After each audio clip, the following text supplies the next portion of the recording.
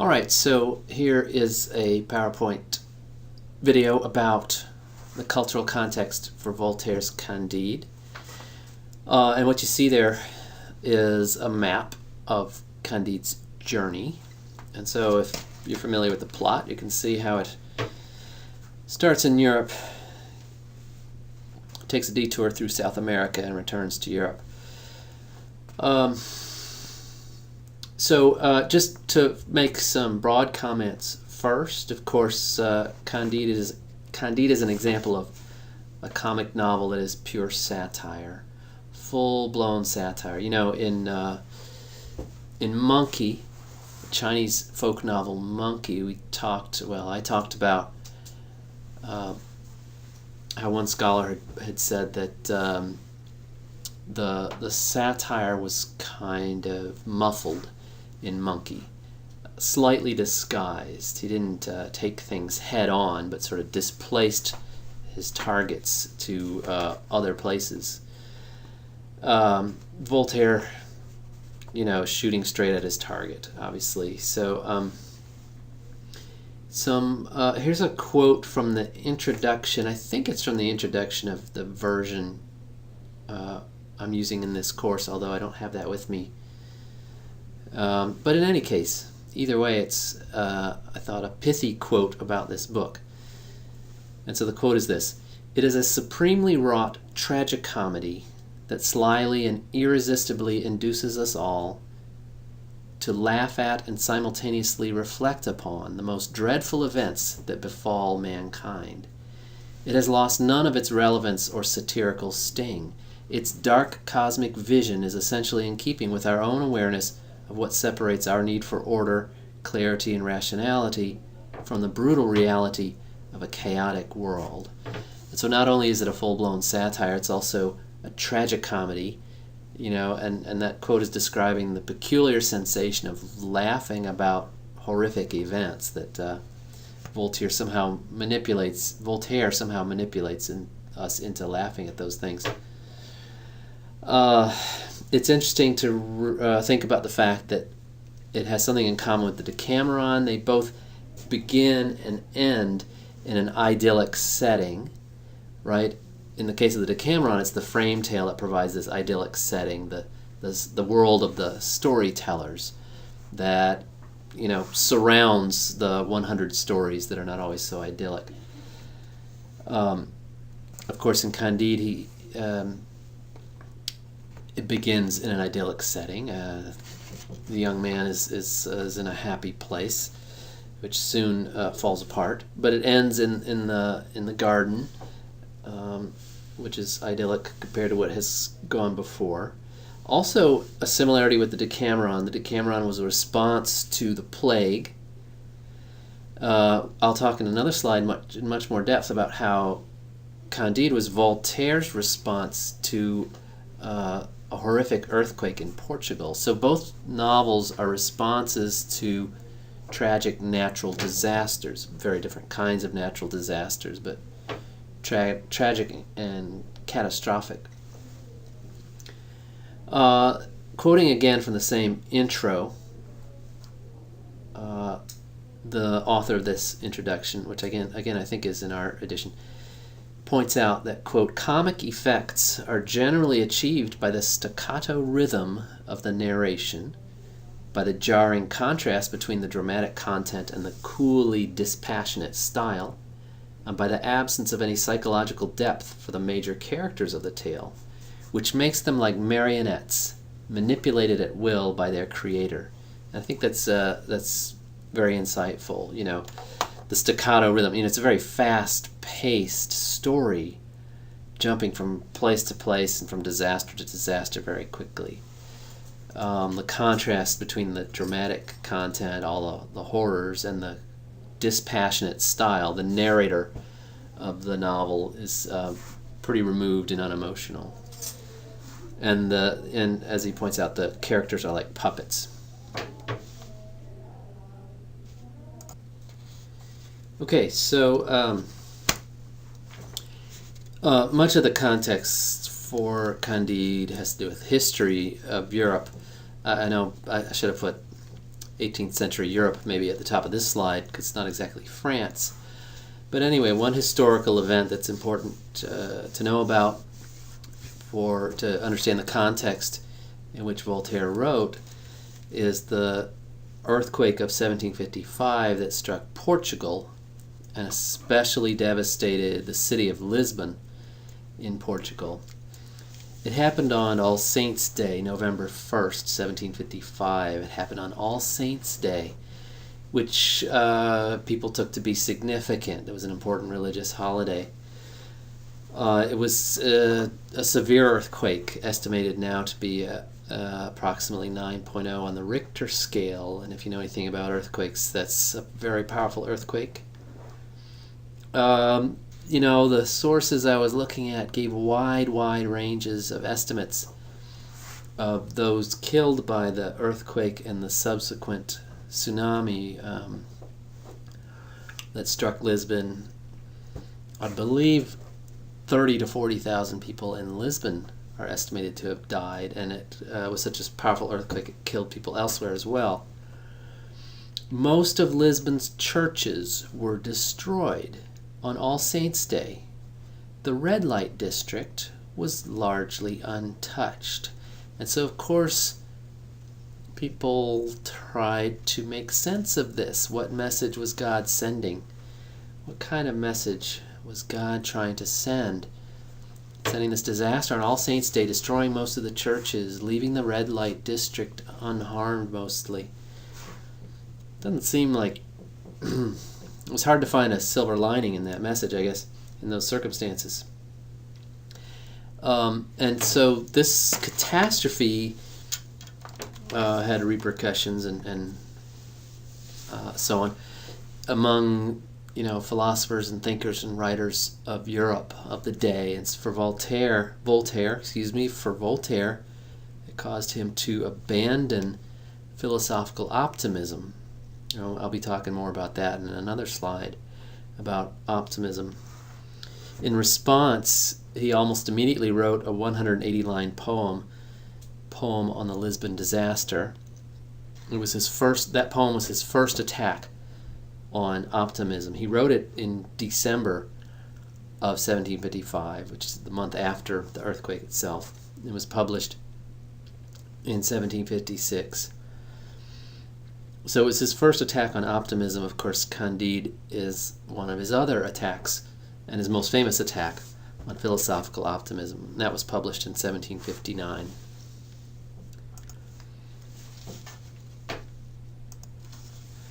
Okay, it's important also to know about the 7 Years' War, because Candide was written not only as a reaction to the earthquake in Lisbon, but also as a reaction to the 7 Years' War, which took place from 1756 to 1763. Candide was published in 1759. Some historians present or depict the 7 Years' War as sort of a world war. It kind of had effects even in the New World in North and South America. The French and Indian War of North America is considered by some to be sort of an extension or part of the 7 Years' War. Here's a summary of the 7 Years' War in Europe from the point of view of Frederick the Great of Prussia. I did not write this, but the portion of Candide which relates to the 7 Years' War would appear to be the early part where Candide is embroiled in this war. And so here's a summary of the 7 Years' War from the point of view of Frederick the Great.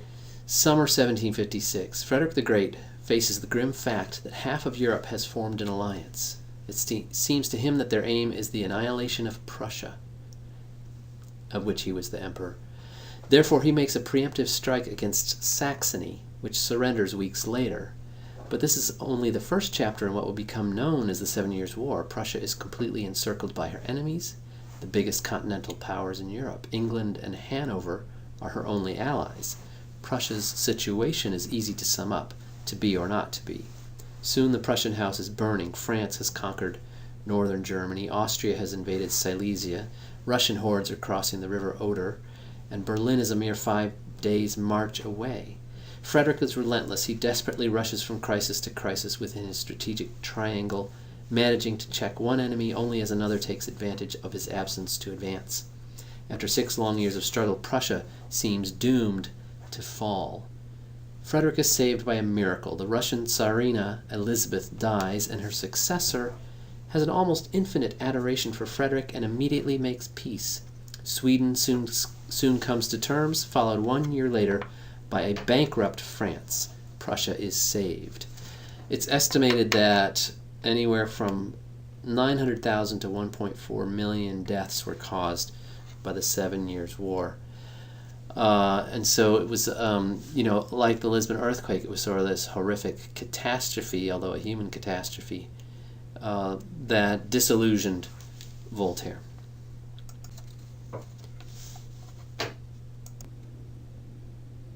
So it's also important to understand the context of Candide and Voltaire in the sense of the Enlightenment. The Enlightenment essentially coincided with the 18th century, beginning around 1700, ending around 1800.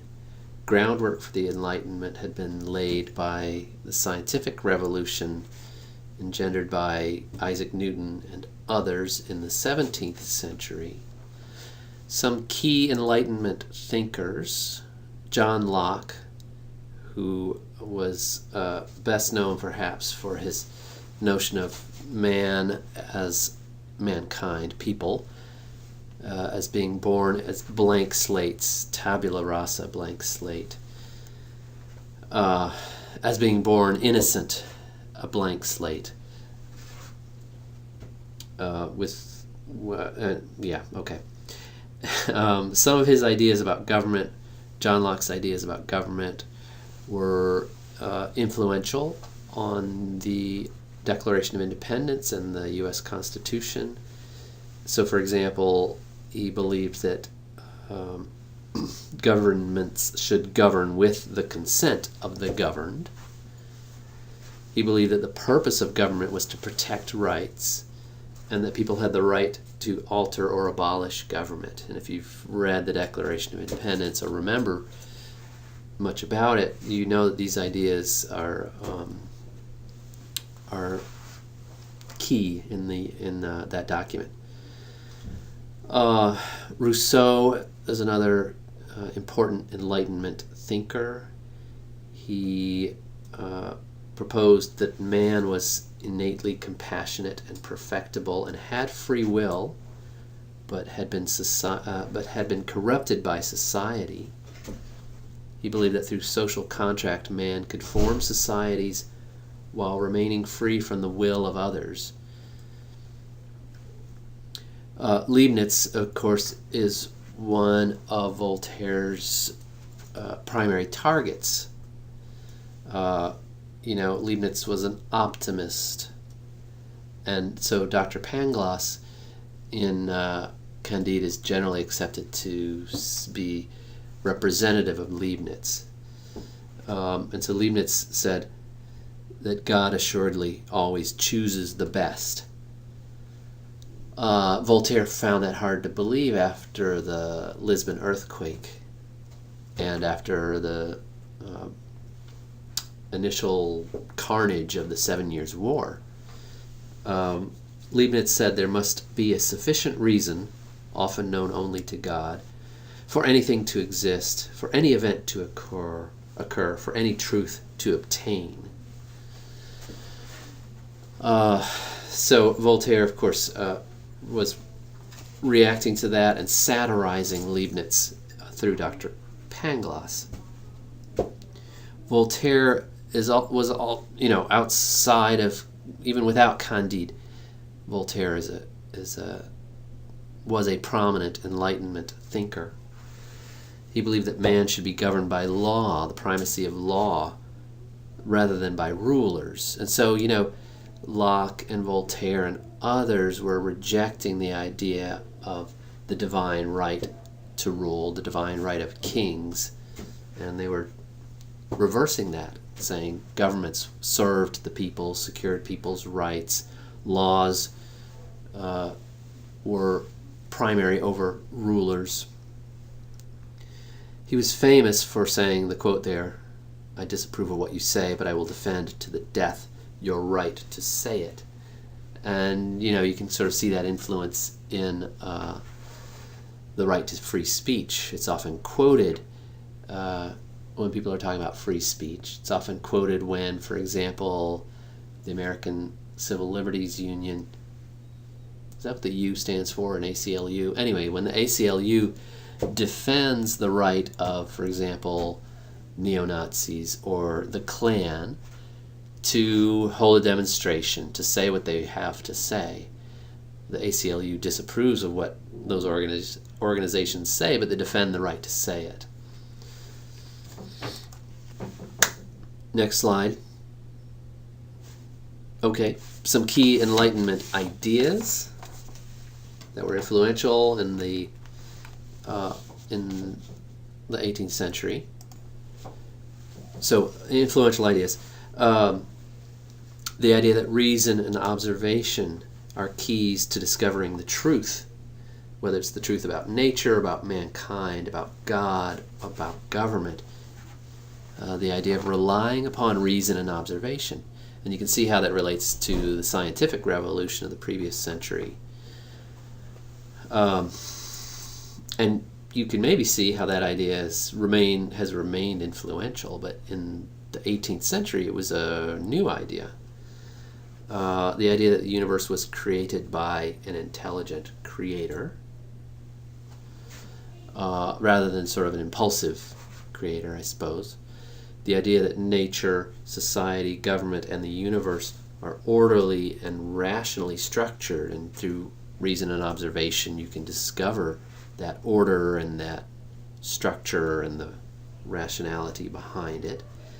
As I said when we were talking about Locke, the idea that man is born a blank slate and is thus innately good and innocent at birth. That was Locke's idea, and it was also an influential idea throughout the Enlightenment. The idea that institutions such as the church and the state are not the only sources of authority, that reason itself and individual conscience have authority. And so the Enlightenment, these ideas and these thinkers are considered to have influenced the French and American revolutions. Their ideas about government, the idea of the desacralization of monarchs. In other words, demoting monarchs, not seeing them as sacred entities. And so the desacralization and demotion of monarchs and the increased relevance of individuals, these ideas were influential on French and American revolutions.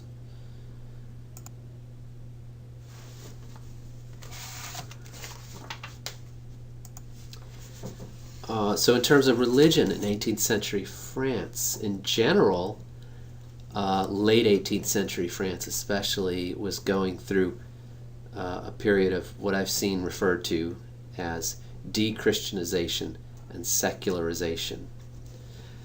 And so in 18th century France, the Catholic Church enforced weekly attendance at Mass and at least annual confession at least annually, and communion at Easter. That was enforced upon the citizens of France.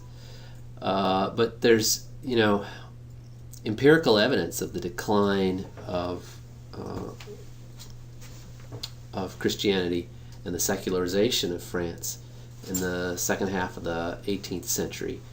And so I found some interesting evidence of that has been dug up. And so, for example, scholars have studied French citizens' wills, as in last will and testament, right? And found a steep decline in the amount of money left for the performance of masses for the deceased. So in your will, you could say, after I die, I want some of my money to go to pay for a mass to be said in my honor. So at mid-century, 1750 or so, 80% of wills had that stipulation. By the 1780s, only 50% of wills had that stipulation. Also, there was a decline in the stipulation in wills that the deceased be buried on sacred ground. It's also been determined that after 1760 in France, the birth rate declined, which reflects the use of contraception, which was against church doctrine, of course. After the 1760s, the rates of prenuptial conception and illegitimacy climbed. Again, evidence of de-Christianization, secularization. As a profession, after 1750, priesthood as a profession declined. Priests were increasingly drawn from the peasant and merchant classes rather than from the aristocracy and upper middle class after 1750. There was a decline and then a complete collapse of the market share of religious books in the market for books. Secular books in the arts and sciences were increasingly popular.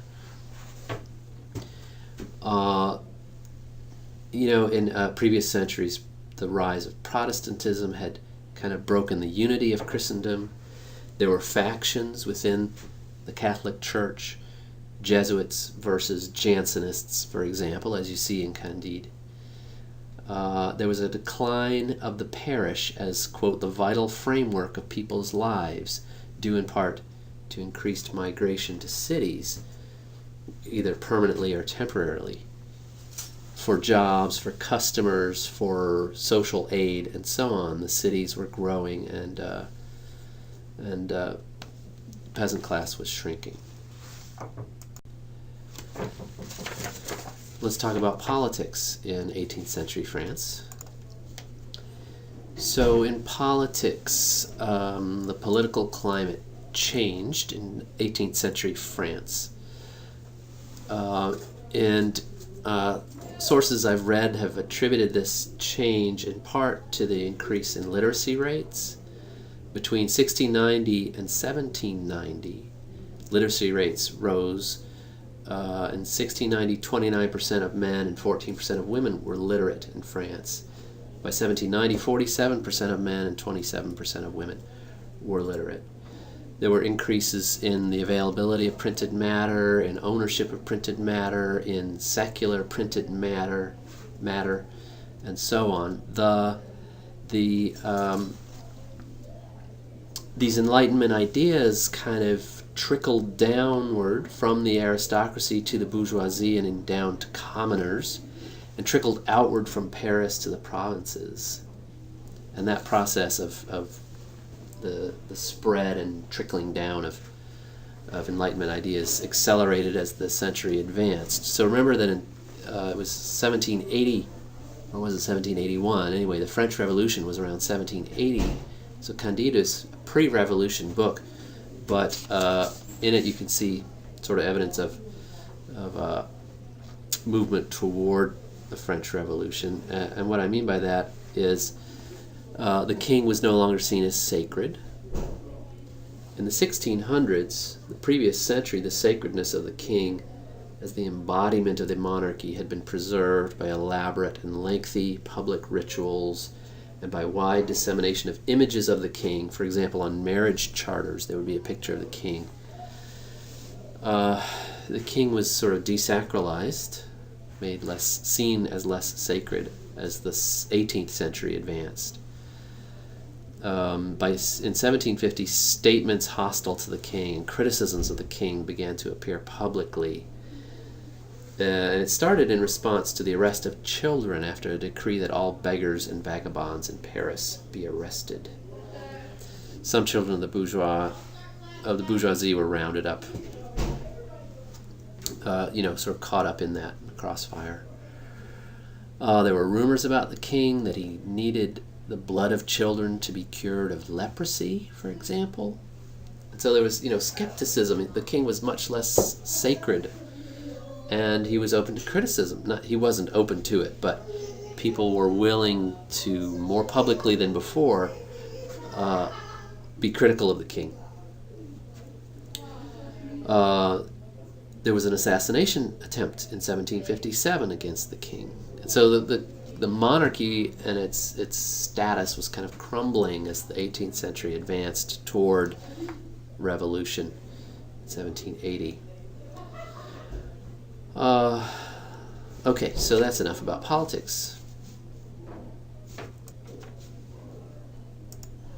I'm not going to talk about the arts because we're going to have a presentation on the arts, a video presentation by Claire. So I'll talk about Voltaire's biography. Okay, so I'll summarize Voltaire's biography, and if I'm not mistaken, my notes on his biography come from the introduction to the version of Candide that you have. So you may know this already. In any case, Voltaire's real name, Voltaire was a pen name. His real name was François-Marie Arouet. He was born in 1694 and died in 1778, so he did not see the French Revolution. As a young man, he rejected his father's instructions to study law, and instead he studied Latin and Greek literature and drama at a Jesuit college, and then, quote, began moving in radical political circles and became infamous in Paris as a brilliant and sarcastic wit. For 11 months in 1717 and 18, he was imprisoned in the Bastille by the Duke of Orleans for writing, quote, 2 libelous poems about the French government. While he was in prison for 11 months, he wrote Oedipe and the epic poem The Henriade, which was about Francis Henry IV. The success of the play earned him a pension from the regent.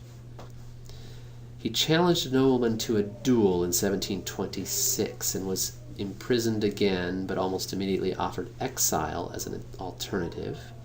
So he spent 2.5 years in England, where he, quote, studied English society and was particularly impressed by the constitutional monarchy, in contrast to France's regular monarchy, and by the religious freedom that the English enjoyed. He praised the English in his work Letters Concerning the English, which is generally interpreted as an implicit criticism of the French government and church, kind of reminiscent of Monkey. Praising the English government was a backhanded way of criticizing the French government. That's not exactly what the author of Monkey did, but he criticized his government in a backhanded way, is what I'm saying. He was exiled from Paris after that and spent 15 years at the provincial estate of his mistress, Madame du Châtelet. After she died, he began a 4-year association with Prussian Emperor Frederick the Great, living in Potsdam in Prussia and in Berlin. He moved to Geneva and then to an area on the French-Swiss border. This quote I thought was interesting. An optimist for most of his life, as demonstrated by Zadig and Micromega, 2 of his works, and a believer in Leibniz's optimistic philosophy. The Lisbon earthquake of 1755 and the 7 Years' War of 1756 to 63 led him to reject optimism and Leibniz. A cynic is a disillusioned idealist. So that's Voltaire, that's Candide. Thanks for listening.